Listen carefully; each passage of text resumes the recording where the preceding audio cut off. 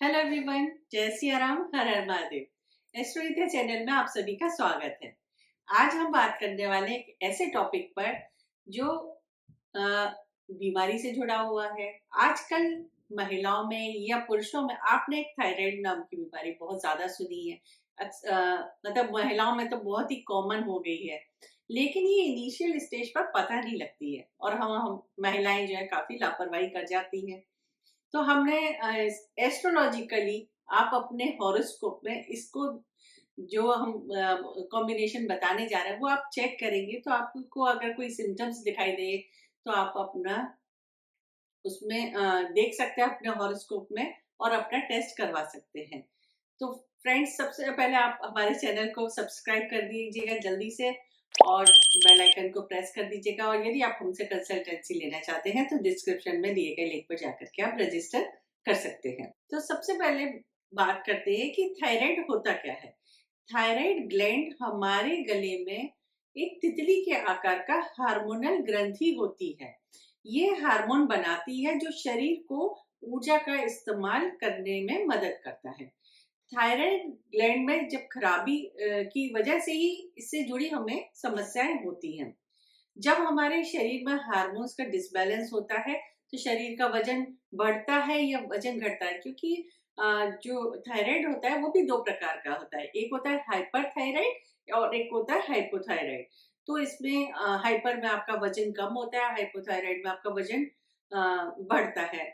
और भी इतने सारे सिम्टम्स हैं। तो सबसे पहले अगर आपको ऐसे सिम्टम्स नजर आते हैं अपनी बॉडी में आपको, या आपको ऐसा लगता है, तो जैसे कि चिड़चिड़ापन आ जाना, किसी को घबराहट होना, बेचैनी होना, आपकी पल्स रेट का, किसी के पल्स रेट डाउन होती है, किसी के पल्स रेट बढ़ जाती है, आपको नींद नहीं आती रात में, लेट नाइट तक आप जागते रहते हैं, आपको मसल्स पेन है, आपको जोड़ों का पेन है, बालों का बहुत ज्यादा झड़ना हो रहा है, या आंखों के नीचे या चेहरे पर आपको सूजन लग रही है, आपको कॉन्स्टिपेशन रहने लगा है, और आपको पीरियड्स में डिसबैलेंस हो रहा है। महिलाओं को अक्सर ये प्रॉब्लम हो जाती है और वो मतलब ये सोचती है कि तो नॉर्मल प्रॉब्लम है।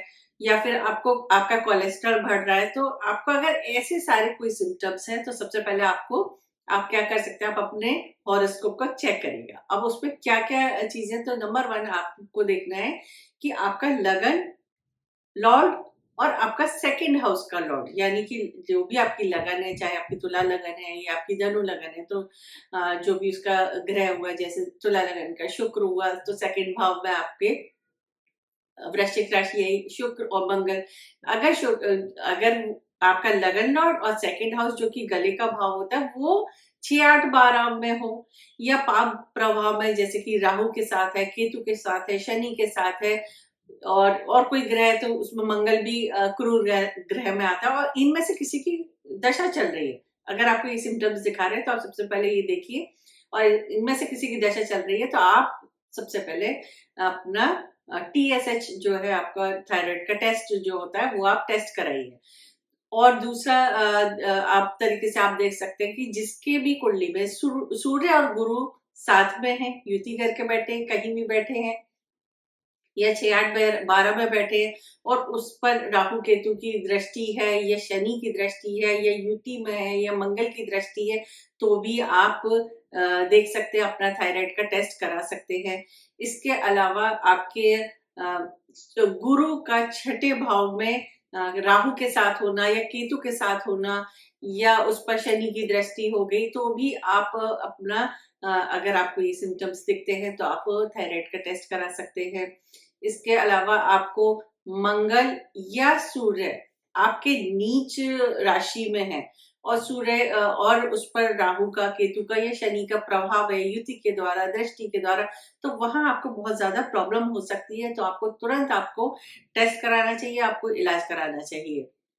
सूर्य यदि 8th हाउस में हो, राहु केतु से पीड़ित हो, या फिर शनि के साथ हो, तो भी आपको थायराइड होने की संभावना होती है। मंगल 12वें स्थान में हो, राहु केतु से पीड़ित हो, शनि से पीड़ित हो, तो भी आपको थायराइड होने की संभावना हो सकती है। यदि आपको ये सिम्टम्स अगर नजर आ रहे हैं, या इनमें से किसी भी ग्रह की जब दशा चल रही होती है तब ये प्रभाव ज्यादा दिखाई देने वाला होता है।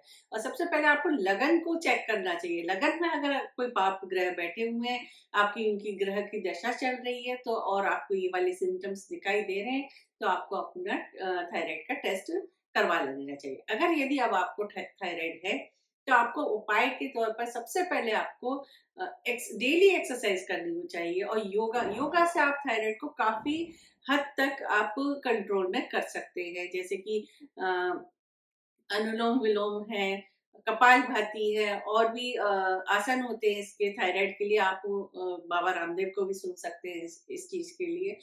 और आपको खाने-पीने में भी काफ़ी अगर आप सुधार करते हैं, आप अपने लाइफ़स्टाइल को थोड़ा-सा चेंज करते हैं, आप अपने खाने-पीने के रूटीन को ठीक करते हैं, तो भी आपको इसमें काफ़ी फ़ायदा मिल सकता है। इसमें आप लौकी का जूस पिएँ सुबह खाली पेट, या फिर आप लौकी का जूस पी सकते हैं। आप धनिया को पीस करके उसको पानी में घोल करके उसको आप डेली पिएँ, या फिर आप हल्दी वाला दूध आपको पीना चाहिए। तुलसी का अर्क निकाल के तुलसी का अर्क आपको लेना चाहिए। नारियल पानी आप डेली पी सकते हैं, जिससे कि आपको थायराइड में काफ़ी फ़ायदा मिल सकता है। आपको आयोडीन वाला जो भी आयोडीन युक्त जो भी चीज़ें होती हैं, वो आपको खानी चाहिए। और उपाय के तौर पे आपको सूर्य नमस्कार करना चाहिए, और आदित्य हृदय स्तोत्र का पाठ करें, और सूर्य की रोशनी में भी आपको बैठना चाहिए। तो ये था हमारा आज का थायराइड के ऊपर वीडियो। आपको कैसा लगा ये हमें बताइएगा, और यदि आप इसी तरीके से और भी किसी बीमारी के बारे में जानना चाहते हैं, तो आप हमें कमेंट करके बताइएगा। तो धन्यवाद दोस्तों। जय सिया राम। हर हर महादेव।